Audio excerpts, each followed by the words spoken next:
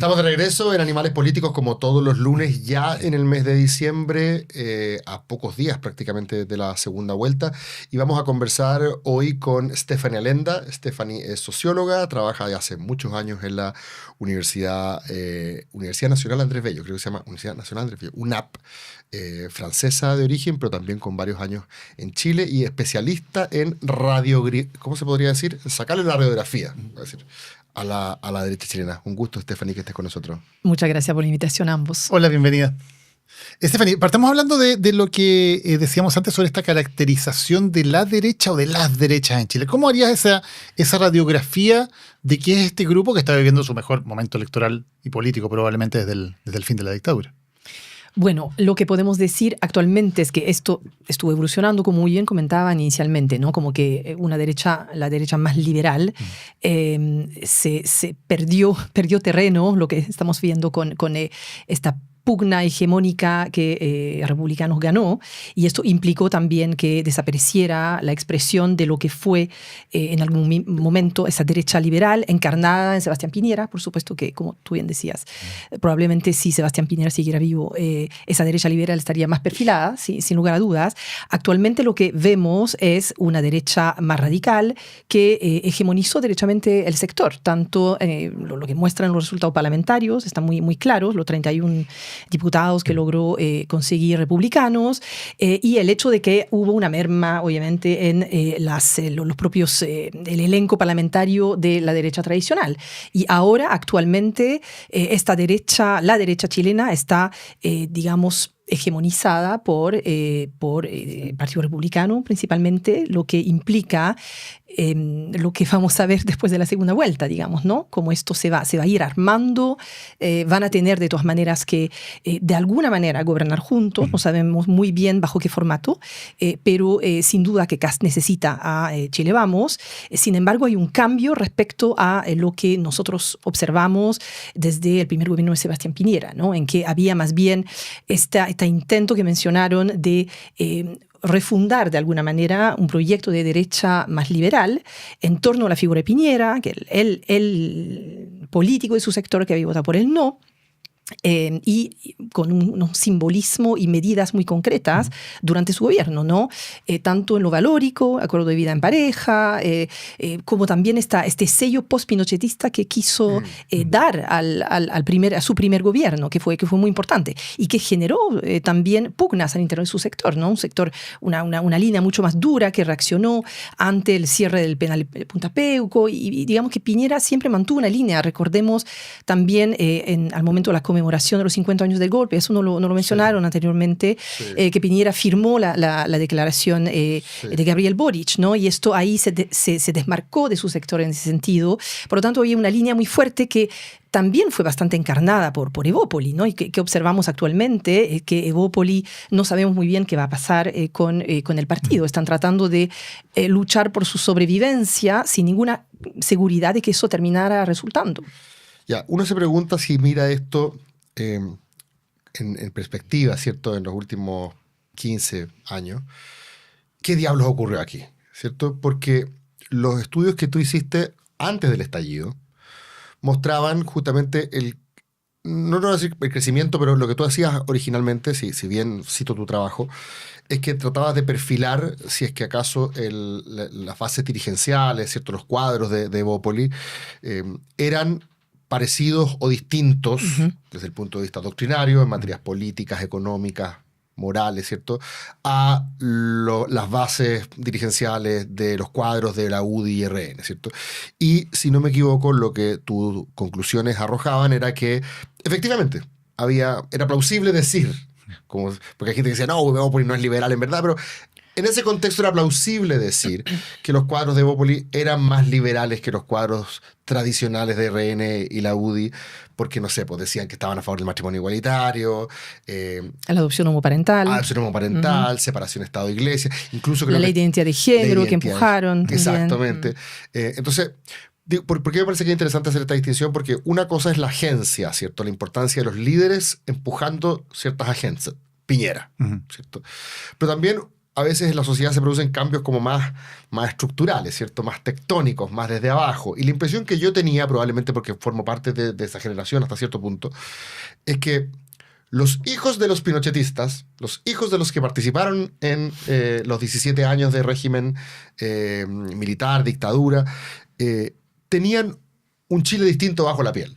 Adquirieron conciencia política en democracia, se vinculaban con la diversidad de proyectos de vida de forma distinta y por lo tanto eran más liberales casi por osmosis. O sea, tenían un ADN más liberal que sus papás porque les tocó socializarse en el Chile de los 90, de los 2000, y por lo tanto eran menos autoritarios que los viejos, eran menos cartuchos, menos conservadores que los viejos, aunque en materia económica fueran igual de libre mercadista. Esa es la impresión que me daba a mí cuando yo veía como la gente que estaba armando Evópoli, que de hecho son hijos políticos de Piñera, nacen en el primer gobierno totalmente. de Piñera. Entonces, ¿qué pasó? Que parece que la cuestión iba para allá, iba para Felipe Kast, y años después nos encontramos hoy día, o sea, si yo hubiera visto este episodio hace 15 años, no lo puedo creer. ¿Qué pasó? Porque parece que todo era crónica de un éxito anunciado. Parecía que los hijos de la generación de Pinochet iban a ser más liberales que los papás. Había, por lo tanto, un espacio, más allá de las críticas a cómo se implementó, muy boutique, muy de elite, ya, esos son otro tipo de críticas que podemos considerar. Pero, ¿qué pasó? Que parece que el elástico terminó rebotando y favoreciendo a José Antonio Kast. No necesariamente el proceso al proyecto. Por eso me refiero, más allá del rol de Piñera como agente de este proceso, ¿qué pasó estructuralmente, crees tú? A ver, es una pregunta que es compleja, pero creo que esta secularización que conoció la sociedad chilena, por supuesto que afectó también a los votantes y los dirigentes o cuadros de la derecha tradicional. Lo que explica también que esta nueva generación, como tú bien dices, aparecía mucho más secular, atea, a favor de grandes reformas en el ámbito moral, etc. Y esto es lo que nosotros observamos en el caso de Evópoli.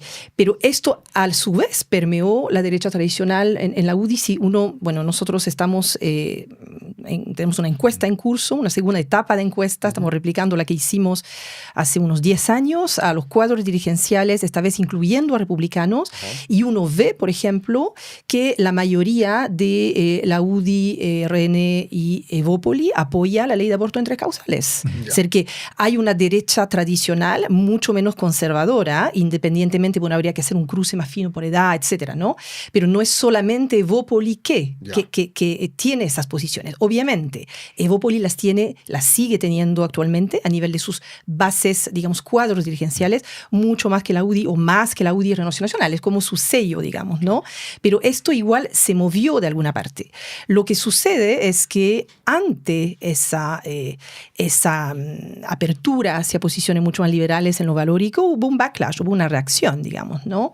Una reacción de una derecha más dura que quiso dar inicialmente la batalla cultural, porque yo creo que el primer motor de republicanos es dar la batalla cultural. Es lo que observamos en 2021. El Kast de 2021 no es el Kast de esta elección. Y luego, ¿por qué resulta? Porque se van agregando otros temas que hacen mucho más sentido a la sociedad. Si uno ve, por ejemplo, hay un estudio del CEP que salió en 2024 sobre el apoyo de los chilenos, bueno, tal vez hubo un estudio posterior, de hecho, a la ley de aborto en 3 causales. Es algo que está absolutamente, anclado entre los chilenos, algo que sería sentado, ¿no? Que no se podría revertir, al igual que en la derecha tradicional. Los únicos en la encuesta que estamos haciendo, que una vez más los resultados finales serán a fines de enero, los únicos que están en contra son los cuadros dirigenciales de republicanos. Ya, entonces para terminar yo... ¿Se entendió el punto, cierto? Sí, entonces para tratar de refrasear esta cuestión. Entonces, así como tú encontraste hace 10 años atrás que los cuadros de Evópoli eran efectivamente más liberales, pongámosle esa palabra porque se entiende fácil, ¿cierto? Que los cuadros de la UDI-RN, lo que tú estás encontrando ahora... Es que lo siguen siendo, para empezar. Es que lo siguen siendo, pero que la aparición de republicanos habla de cuadros efectivamente más conservadores que todos los otros. Tal cual. Tal cual. ¿Y por qué funciona? No porque Chile se puso ultraconservador en lo valórico. Funciona porque hay otros temas que sí hacen sentido a los chilenos, que son los temas de seguridad, migración, etc. Y eso es lo interesante, porque José Antonio Kast logró que esta campaña precisamente no se tratara de esos temas. Y fue muy, muy disciplinado, digamos, en sacar esos temas de la discusión, sabiendo que no eran los temas que le beneficiaban a él y no eran los temas que lo ponían en una solución mayoritaria. Entonces, lo que logra Kast, y porque no es porque él lo haya diseñado simplemente, sino porque hay un ambiente de opinión pública que hoy día se preocupa de otros asuntos, es decir, esta campaña se va a tratar de seguridad, se va a tratar de inmigración y posicionarse como el liderazgo más adecuado para solucionar esos temas. Exacto. Más allá de esta discusión sobre quién es más liberal o menos liberal. Exacto. ¿Hay diferencia ahí entre los cuadros republicanos y los cuadros de Chile Vamos en, por ejemplo, los temas fundamentales de esta campaña? Delincuencia, inmigración, uso de fuerzas militares, digamos, en el resguardo del orden público, garantías de derechos individuales, utilización de los estados de excepción constitucional.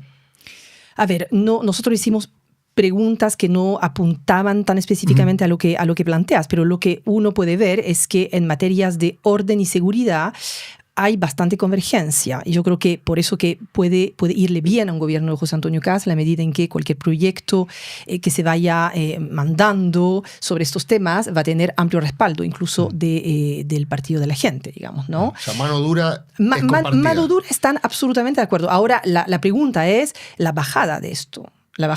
Si uno compara los programas, uno ve igual matices, ¿no? El programa de Evelyn Matei es un poco más institucional, fortalece la capacidad del Estado.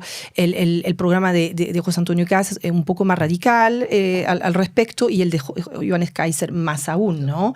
El lado soberanista. Y de todas maneras, lo que estamos viendo es un Estado que está como consolidando, reforzando sus funciones regalianas, pero centradas en defensa, autoridad, etc. Eso es lo que se ve en estos programas, que no son planteamientos iliberales, ¿eh? No, sin embargo, que muestran una derecha mucho más dura y dispuesta efectivamente a ciertas medidas excepcionales como para tener resultados efectivos. ¿Y en economía? En economía hay algo interesante, hay mucha convergencia también, por eso que creo que no va a haber mucho, efectivamente, lo que uno vio también es que hay un equipo económico, están ahí compartiendo staff, digamos, ¿no? Lo que se ve es que estamos volviendo al Estado subsidiario. Como que es un regreso al Estado, digamos, al fundamento del gremialismo de los 90, digamos, ¿no? Con obviamente un planteamiento fuerte sobre la focalización del gasto público. Nosotros en la encuesta anterior habíamos hecho una codificación que permitía identificar más o menos más de 50% de subsidiarios dentro de los cuadros dirigenciales de la derecha, que eran los que defendía un Estado bastante, digamos, que focaliza el gasto social, no diría mínimo, ¿no? Sí, no, claro. Actualmente lo que tenemos es eso, ¿no? Es algo que vuelve a este tipo de planteamiento y que por lo tanto va un poco en contra de ciertas reformas, obviamente la PGU, la reforma a la PGU, que tiene una dosis de solidaridad. La nueva PGU obviamente mantiene la capitalización individual, no hay duda, etc. Sin embargo, hay un aumento de las pensiones, hay un rol del Estado que aumenta. Esto no es la tónica actualmente. Recordando que el Partido Republicano estuvo en contra de la reforma previsional, que fue consensuada por el oficialismo y Chile Vamos, y Republicano estuvo totalmente en contra. Kast dice: voy a hacer un gobierno de emergencia y no voy a dar la batalla cultural.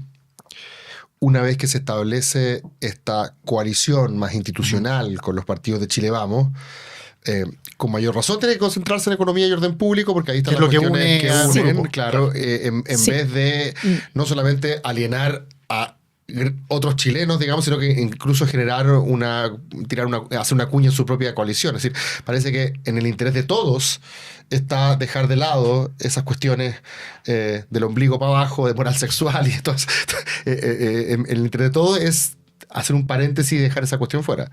Sí, es lo más probable. Bueno, ahora me podrían decir cuál va a ser el peso de Bópoli, eso es una buena pregunta. Claro, pero en general tú dijiste algo que es interesante, que esas ideas un poquito más liberales habían permeado también en la derecha tradicional. Sí, total. Sí, ahora, es cierto. Perdón, solo dos puntos ahí de precaución. Uno, Sí es cierto que va a haber probablemente una presión desde los cuadros dirigenciales de base de republicanos que sí creen que esa batalla cultural de alguna manera hay que darla. O sea, y ahí es donde hemos hablado muchas veces, claro, tal vez no se va a enviar un proyecto de ley para eliminar el aborto en 3 causales, pero ¿qué decisión va a tomar el Ceremi de Salud de Aysén o el Ceremi de Educación de no sé dónde sobre los libros en los colegios? Bueno, ahí puede haber cierto margen, ¿no? Sí. Y lo otro que estamos dejando fuera... Te compráis un pequeño conflicto. Sí, claro. Cada vez que lo hagas, te vas a comprar un pequeño conflicto. Y lo otro que estamos dejando fuera es a los libertarios, que no sabemos qué rol van a tener, no sabemos si van a estar más dentro o más fuera. Y que están en la batalla cultural. Van a tener los únicos que están en la batalla cultural. Y probablemente si ellos quieren diferenciarse van a ser muy fuertes en empezar a decir desde el principio... Nosotros, a diferencia de este gobierno medio amarillento, sí estamos dando la batalla cultural. Salgámonos de Escazú mañana. Y tienen votos y tienen una bancada. O sea, hay también un elemento de presión que puede ser interesante. No sé.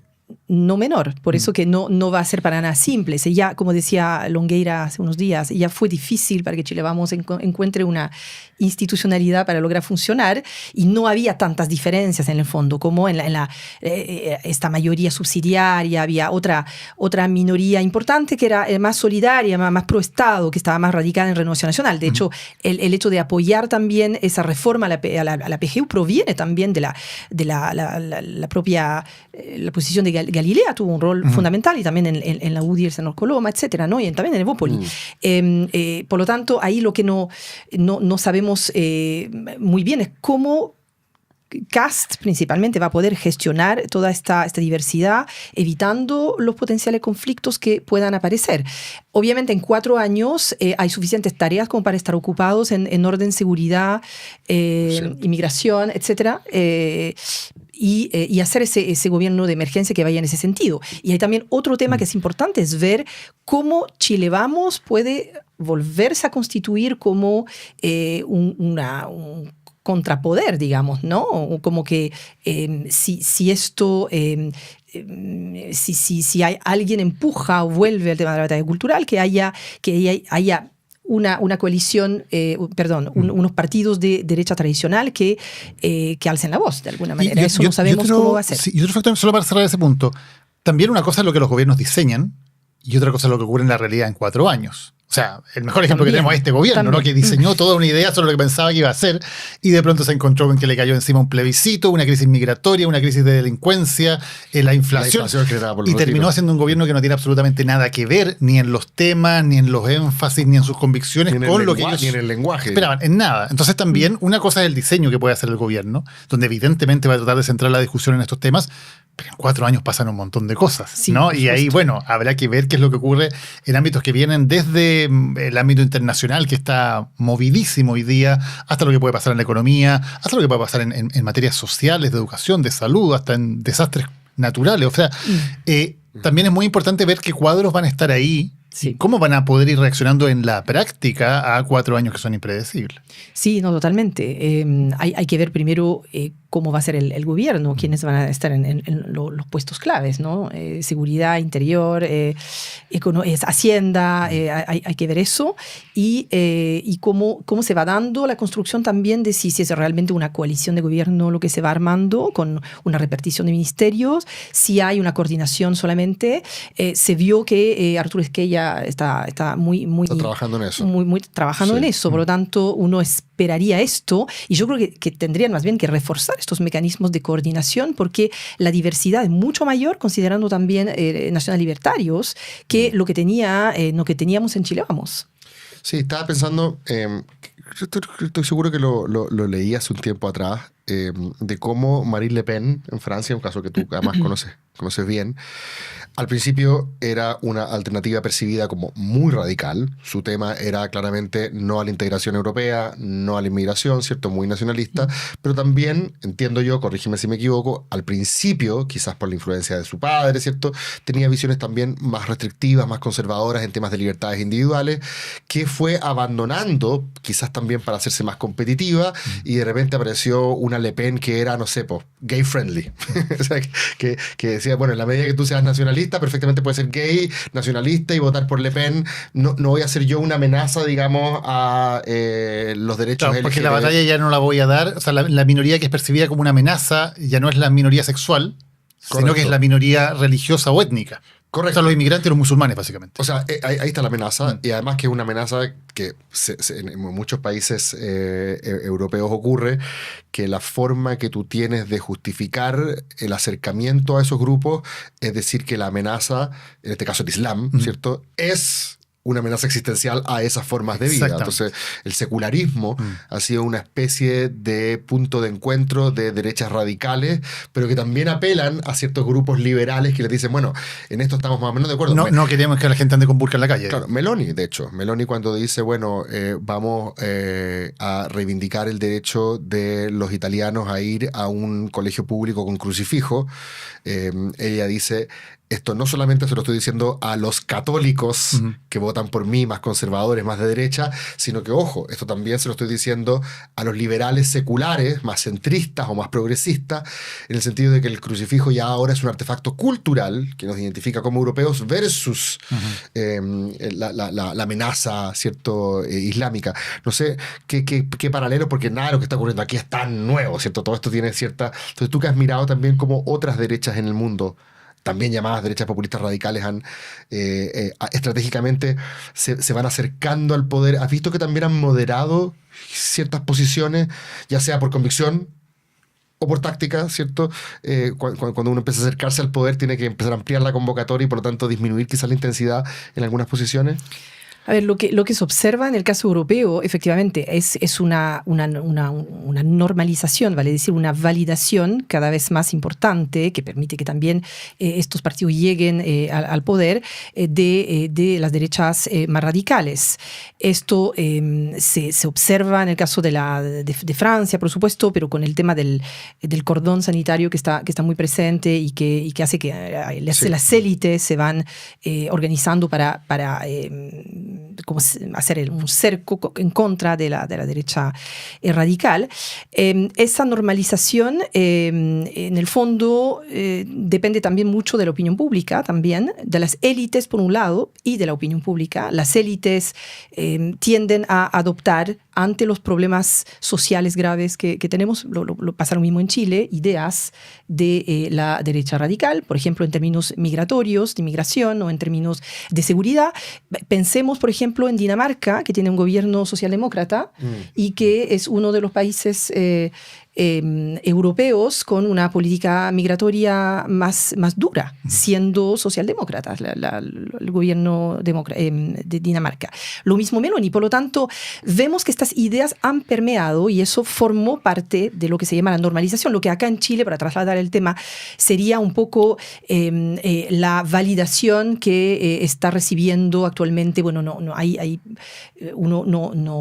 quiero entrar en etiquetas de derecha radical o no, etcétera, pero tenemos igual en 2021 una suerte de anticastismo que prendió y actualmente no está prendiendo. Claro, normalizamos acá de todas maneras. Estamos de acuerdo. ¿Por qué evitan la etiqueta de radical? ¿Es una cuestión metodológica o es, cómo se llama? No, porque no deja de ser etiquetas que son también movedizas entre lo que uno entiende como derecha radical, extrema derecha, todo eso. Es decir, que ahí todo pasa a ser discutible porque van al moderarse también, al normalizarse, porque no hay necesariamente una moderación. Es decir, que Meloni, la estrategia que tienden a tener estos partidos es más bien dual, es decir, que es institucional por un lado y puntualmente hablan a sus bases más duras y oscilan un poco entre esa doble estrategia. Y el hecho de llegar al poder y de lograr conectar también con las demandas y las preocupaciones y conectar, ojo, con mucho éxito. Es decir, que Meloni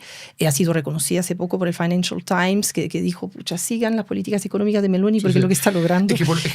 La valida la derecha más tradicional. La derecha más tradicional, la valida el establishment, además muy respetable, Financial Times no es cualquier diario, etcétera, ¿no? Pero mi punto es que partidos como Vox, el AfD, Meloni, Le Pen, en un continente altamente secularizado como Europa, si su tema fuera solamente, digamos, los valores tradicionales... No, sí, pero ahí tocaste el tema. En Europa lo distintivo es el tema de la lucha civilizatoria, como de la civilización judeocristiana, ¿te das cuenta? Claro. Que esto prende fuerte y que acá no, digamos, ¿no? Sí. Ahí será que el único que ocupa esa retórica. Claro. Sí. Entonces, en el caso europeo hay toda esa como la reivindicación de valores más tradicionales del catolicismo, tiene que ver con eso, tiene que ver con una batalla cultural que se plantea en esos términos, ¿no? Que acá no se plantea acá no, eso no prende. De hecho, la batalla cultural acá... Contra la arepa sería una cosa así. No es lo suficientemente... no es el burka, digamos. Bueno, pero ha generado conflictos. ¿Te acuerdas cuando había un tostador que lo publicitaban como tostador para arepa y fue un escándalo? ¿No? Sí, se sintió... Hay una cosa como de reivindicación nacional muy fuerte. Claro, no, que es interesante porque esa lucha civilizatoria a la cual tú te refieres de Europa... Voy a ponerlo en términos súper caricaturescos para que se entienda. No caricaturescos, pero voy a ocupar estereotipos para que se entienda el argumento. Si yo soy una persona de la diversidad sexual, ¿cierto? Jamás yo habría votado a un partido de derecha conservador porque siento que es hostil a mi forma de vida, pero cuando ese partido... El marco de la conversación es los otros, los que vienen, los de fuera, ¿cierto? Son los que también van a amenazar tu estilo de vida de la diversidad sexual porque... Entonces, en ese sentido, como que ganas un aliado, ¿cierto? Amplías tu base. Claro. Y un poco lo que ha hecho Meloni. Entiendo que también lo que ha hecho Le Pen, por eso te lo pregunto.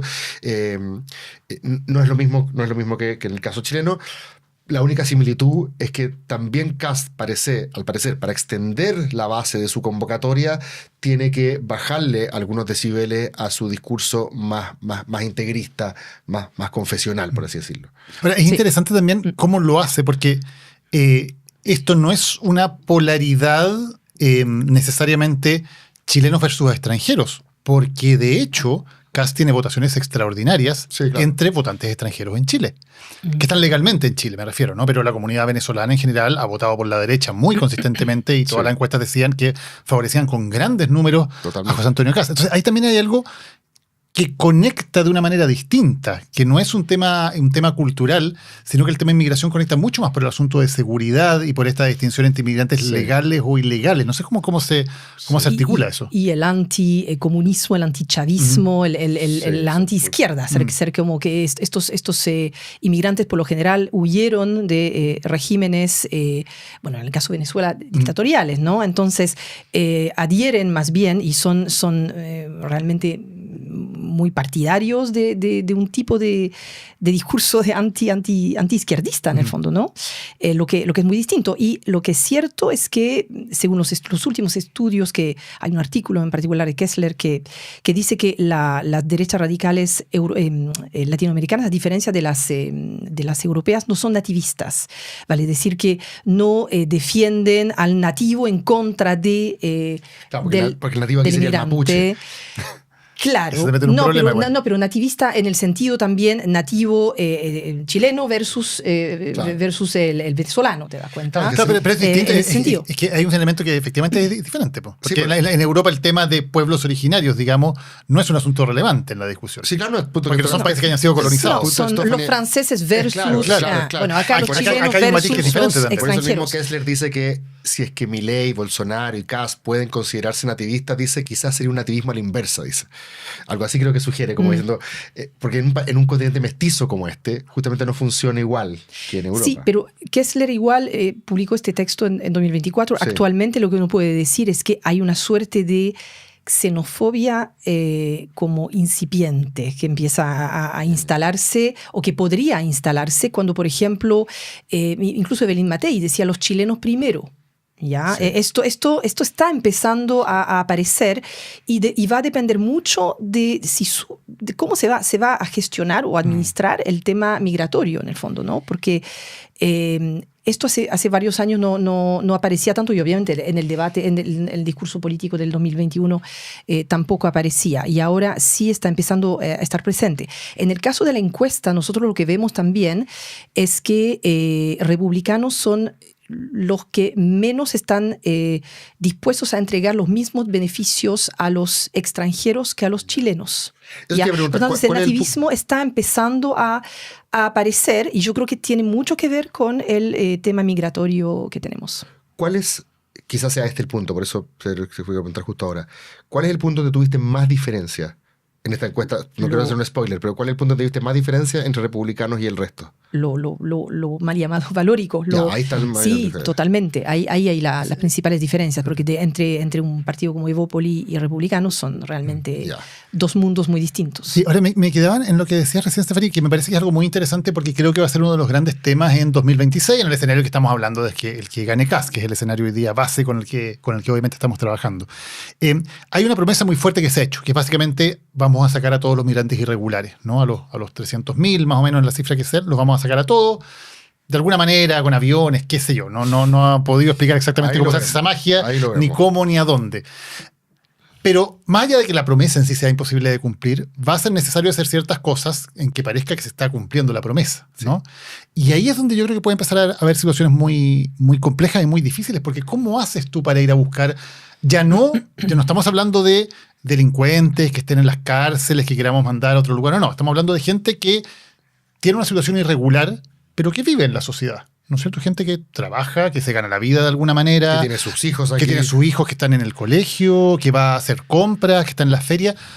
¿Qué pasa cuando un gobierno se ve forzado a decir, bueno, tenemos que hacer acciones en que parezca que nosotros efectivamente estamos cumpliendo esa promesa? Y ahí es donde el asunto se vuelve complicado. En Estados Unidos el ICE ha sido traumático. Exactamente. Porque eso es lo que pasa. ¿Qué hace Trump? Trump no está, evidentemente no va a lograr sacar a todos los inmigrantes indocumentados del país, pero está haciendo acciones muy visibles para que su base diga, mira, este tipo sí que tiene los pantalones y lo está haciendo. ¿Qué pasa en un país cuando se toman ese tipo de medidas que además, se quiera o no, afectan bastante indiscriminadamente a comunidades enteras? Porque si tú ya no vas a sencillamente ir a buscar a las cárceles a la gente que está ahí y ver qué haces con ella, sino que tienes que decir, bueno, voy a buscar gente en la calle, bueno, ¿cómo identificas a esa gente? ¿Cómo haces el target de esa gente? ¿A quién identificas y a quién no como un eventual migrante irregular? ¿Qué haces con ellos? ¿Dónde los vas a buscar? O sea, eso provoca también tensiones que pueden ser muy fuertes. Sí, bueno, yo creo que tiene que ver mucho con un programa respecto al ámbito económico. Más o menos vemos para dónde está yendo, ¿no? Como el tema de relanzar las inversiones, eliminar la permisología, como que luchar contra lo que bloquea finalmente la capacidad de inversión, etc. Eso está más o menos claro. Pero en materia de orden y seguridad, la bajada es más compleja, es decir, que uno no ve necesariamente qué se va a terminar recogiendo de los diferentes programas. Porque no se ha explicado, y cuando se ha preguntado bueno, no hay una eso, explicación que sea eso. razonable. Y ahí no he visto, por lo menos estuve tratando de buscar, todavía no se ve. No se ve muy bien eso. Y una vez que conozcamos la bajada, se ve lo que tú dices, un poco el efectismo del mensaje de que los inmigrantes irregulares tienen tantos días, ciento y tantos días para dejar el territorio, y que eso provoca, de todas formas, siempre tiene un efecto en la opinión pública, porque uno ve que la cosa va en serio, digamos, ¿no? Pero concretamente cómo se va a hacer, esto no se sabe. Cuando, así como tú eres muy cauta con los conceptos y los apelativos y las etiquetas, dijiste, mira, es radical, ¿cierto? Un concepto... pero también dijiste algo a la pasada que me parece interesante porque es un concepto que... porque hay radical populista también, sí, así sí. que ahí uno entra también en otra cosa. Te quería preguntar un poco también por esto, porque de Kast se ha dicho, mira, el tipo se junta con todos los líderes de aquellos partidos que Kast-Moode llama la derecha populista radical, ¿cierto? Se junta con el AfD, se junta con Vox, se junta con Orbán, se junta con... Y dime con quién andas y te diré quién eres, ¿cierto? Entonces está toda esta idea. Me da lo mismo si el partido de Kast se ve a sí mismo o no, me interesa saber tu opinión, digamos, como desde un punto de vista más descriptivo, ¿no? Y también está este otro apelativo, que se lo leí el otro día a José Joaquín Brunner, se lo leí a Carlos Peña, que dicen que Kast sería un representante de la democracia iliberal, ¿cierto? Que sería iliberal. Y tú recién dijiste, pues, leí el programa y no sé si decir iliberal. Entonces, estos conceptos como populista, como iliberal, como radical, y si quieres referirte principalmente al de iliberal, ¿qué es lo que son para ti y en qué sentido crees que califican o no estos exponentes, en el caso de Kast principalmente? A ver, creo que es una suerte de híbrido y que hay que ver cómo va evolucionando, para empezar, ¿no? Vale decir que hay efectivamente, si uno pregunta con quién te juntas, como para poner una etiqueta, hay una familia política distinta hasta cierto punto, porque la UDI también tiene ciertas cercanía ideológica. Estoy siempre refiriéndome a la encuesta que estamos haciendo con algunos líderes iliberales, precisamente. Iliberales. Por lo tanto, en el caso de republicanos, los referentes principales, los 7 primeros que aparecen mencionados, pertenecen a este ecosistema de las derechas radicales. ¿Quiénes mencionan? Bueno, Meloni es un caso, Meloni en uno. De hecho, él lo dijo en un debate. Sí. Claro, cuando yo le pregunto con qué líder intelectual se identifican y él lo piensa un rato, primero no dice nada y dice Meloni. Es muy interesante que hace su respuesta. Sí, Meloni, bueno, aparece Orbán también, aparece Meloni, aparece Trump, en fin, como hay varios ya. En el caso de Evópoli es otro mundo, ¿no? Por ejemplo, Merkel, Macron, etcétera, ¿no? En el caso de Renovación Nacional también hay una cercanía ideológica con líderes mucho más centristas o de la derecha tradicional. Y en el caso de la UDI hay más referencias a, por lo menos, Milei y Bukele. Obviamente Milei aparece también en el caso de Kast. En el caso de republicanos. Entonces, uno podría decir, efectivamente, ahí hay una sensibilidad que es distinta, que permite hablar de dos familias políticas distintas.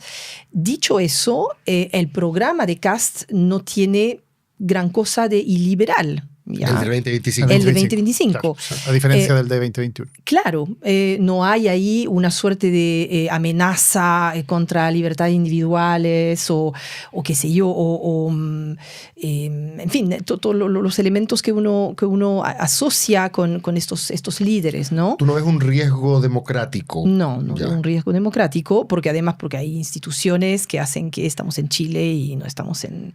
O sea, bueno, ahí Daniel me va a decir, sí, pero en Estados Unidos se decía lo mismo. Exactamente iba a decir eso. ¿Cierto? Lo mismo decían en... Claro, lo mismo decían, ya, claro. Bueno, lo mismo decía también la derecha de Boric, que simplemente por las circunstancias como se dio el gobierno, la cosa terminó, digamos, de otra manera, pero que en principio él era otro exponente de la corriente bolivariana y por lo tanto...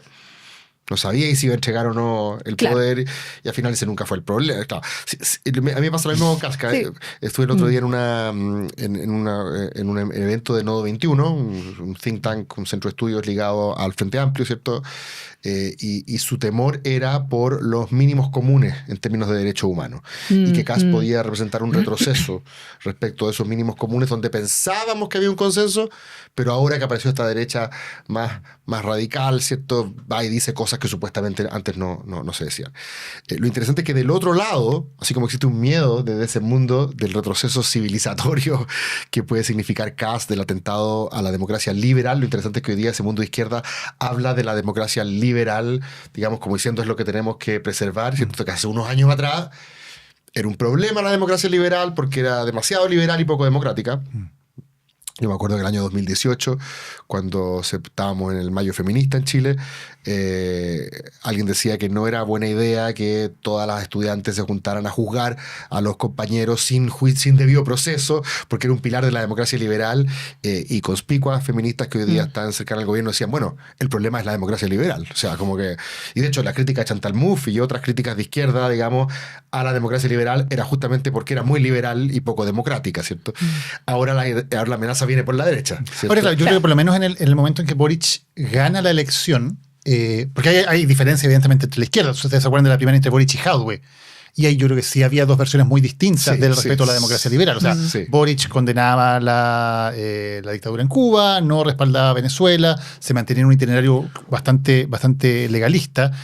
Jadwe evidentemente representa una izquierda muy diferente, ¿no? Hasta el día de hoy Jadwe dice cosas como el pueblo tiene derecho a pasar por encima del Estado de Derecho para llevar adelante su función. O sea, ahí me parece también hay elementos propiamente mucho menos democráticos que yo creo que Boric al momento al menos de ganar la segunda vuelta y asumir el poder totalmente. No tenía. A ver, ahí tengo una pequeña discrepancia, porque igual lo que fue plasmado en el primer texto constitucional fue un proyecto que podríamos considerar como de izquierda radical.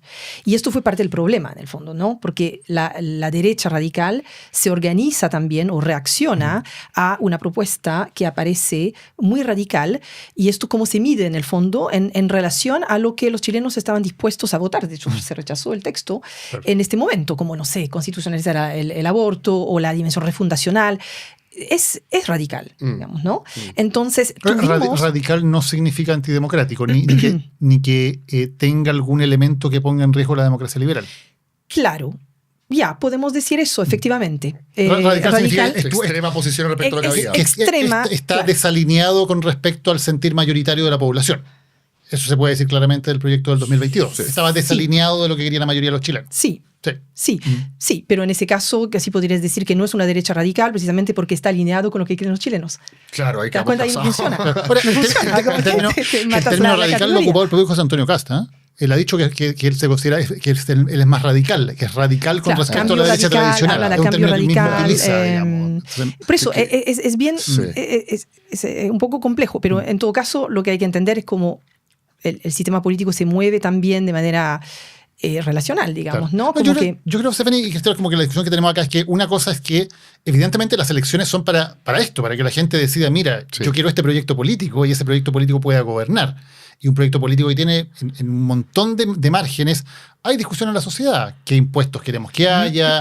¿Cómo queremos que sean las prestaciones sociales? ¿Cuál queremos que sea el tamaño del Estado? ¿Cómo se van a conformar las fuerzas de seguridad? En fin, hay un montón de temas que son absolutamente, obviamente, para eso tenemos democracia, precisamente porque hay proyectos distintos y todos son válidos y respetables en democracia. Yo creo que el punto es cuando algunas de esas ideas se salen de ciertos marcos básicos. Por ejemplo, a mí es lo que más me preocupa en este caso, la garantía de los derechos individuales de las personas, ¿no? Que uno tiene ciertas garantías y que el Estado no puede pasar por encima de ellas. Y ahí yo veo, por ejemplo, elementos de preocupación.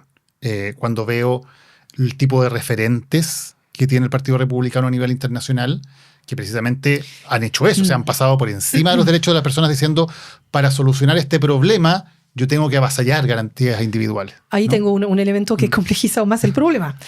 Que estos referentes que tú mencionas a veces los tienen líderes que no son líderes de derecha radical. Ejemplo, Paz, el presidente Paz boliviano. ¿Ya? En Bolivia mira hacia Milei, de hecho comparten incluso asesores, como rastreé un nombre en particular que había trabajado con Milei, que trabajó en la campaña de Paz, y obviamente que le interesa mucho también ver cómo Bukele lo hizo en las cárceles, ¿no? Entonces, yo creo que la amenaza a la democracia liberal y a la garantía individual va mucho más allá de la derecha, también está en la izquierda y está en general en liderazgos que quieren conectar con un sentir popular que de alguna manera les dice, sí, estamos dispuestos a pasar por encima de las garantías individuales si ustedes nos garantizan seguridad. O sea, yo creo que es totalmente transversal. No creo que tenga que ver solamente con un sector político. Sí, no, la UDP acaba de sacar un estudio que justamente señala lo mismo. Un 78% de los chilenos dice que estaría dispuesto a, ¿cómo se llama? Por más mano dura, por mayor control del orden público. No es tan importante que sea democrático, digamos. Por eso es preocupante. Si fuera minoritario, estaríamos en un mucho mejor momento, ¿no? Pero me parece interesante este marco de la conversación porque uno seguramente, así como discrepó en muchas cosas con Gabriel Boric, depende del punto de vista ideológico de cada uno, ¿cierto? Nadie puede decir que no es un demócrata liberal. Sí, sin duda. A mí lo que me interesa de Kast es eso. Si yo soy progresista y gana Kast, obviamente voy a discrepar con gran parte de sus medidas políticas e iniciativas, pero en la medida de que respete las reglas del juego y en 4 años más tengamos elecciones y la cancha no haya sido desnivelada de tal manera que para el desafiante sea imposible ganar el incumbente, o muy difícil, digamos, y me como la derrota. No, y te agrego algo, y que entre medio de este proceso no se afecten los derechos de las personas. Claro. Porque también tú puedes hacer todo eso, mantener la cancha totalmente nivelada, no buscar la reelección ni nada de eso, pero sí empezar a meter a gente a las cárceles sin proceso. Es que yo consideraría que esos elementos son parte de las reglas del juego. Quizás. Okay. Sí. No, elecciones libres y competitivas, pero incorporando el Estado de Principios Derecho. básicos de sí, me derechos parece que aquí... humanos. Pero por lo interesante que cada lado tiene una visión muy del otro. Lo hablamos el viernes en el Festival CIPER. Entonces tienes por un lado a gente como Nodo 21 que está genuinamente preocupada por un retroceso en estos mínimos comunes en materia de derechos humanos, y tienes por otro, y que crees que apenas gane Kast va a haber un retroceso civilizatorio, no solo en temas sustantivos, sino que en este marco general, ¿cierto?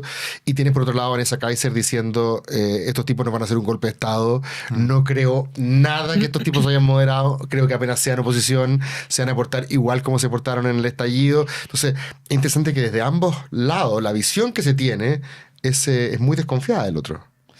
Claro, creo que hay un enorme desafío para republicanos de saber no solamente administrar la diversidad si gobierna con una coalición amplia, digamos, pero también ver cómo logran leer bien lo que pueda pasar eventualmente en la calle puntualmente, ¿no? Para que no haya situaciones que vayan en contra de precisamente lo que están planteando, ¿no? Que atenten contra derechos individuales, etcétera. Si hay, por ejemplo, movilizaciones, dependiendo de cómo vaya evolucionando los 4 años, ¿no? Y vamos a ver también qué tanto es verdad que el actual oficialismo aprendió a ser mejor oposición. Que es lo que han dicho ahora, ¿no? Por ejemplo, me pareció muy interesante lo que pasó con la acusación constitucional contra el ministro Diego Pardo, que parecía en un momento que estaba completamente perdido Pardo, que lo iban a acusar, y al final se termina salvando. Y yo me pregunto qué tanto tiene que ver con eso, que desde ciertos sectores de la derecha también se crea la señal de moderación, de decir, bueno, ahora nos va a tocar a nosotros. Sí.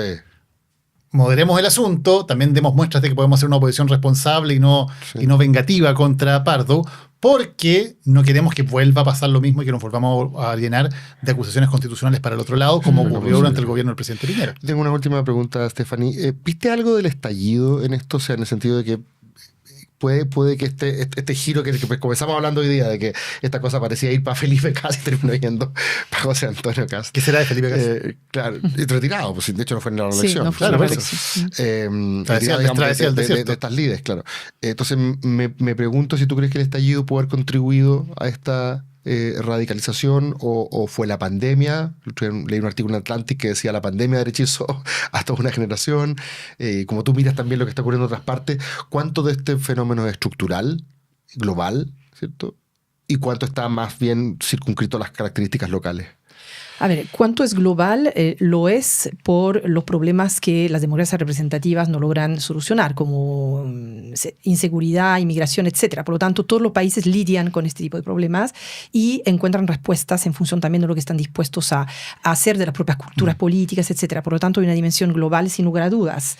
Y hay, por lo tanto, un momentum, una oportunidad para este tipo de liderazgos que plantean soluciones también un poco fáciles a problemas que son complejos, ¿no? Y que se saltan, y ahí me conecto con tu libro Momento Populista, ¿no? Hay no diría que es una derecha radical populista, porque para mí el populismo no es definitorio tal como fuese, es una ideología delgada, lo sabemos, ¿no?